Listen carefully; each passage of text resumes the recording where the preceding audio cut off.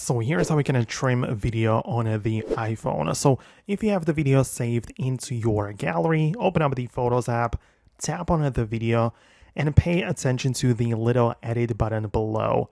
So it is like the three lines with the circle, so you tap on it, and a little timeline is going to appear at the bottom.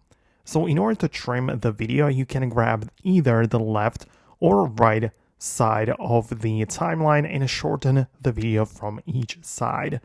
Once you are done, click on the Done button in the top right corner, and you need to decide if you are replacing the original video or if you want to save it as a brand new one. So the choice is of course up to you. However, if you need the edit or trimming to be a little bit more advanced, for example, you want to cut out the middle portion of a clip, not each side of that clip, then you will need to use some sort of video editor. iMovie seems like the obvious choice, but it only focuses on or works with the landscape video format.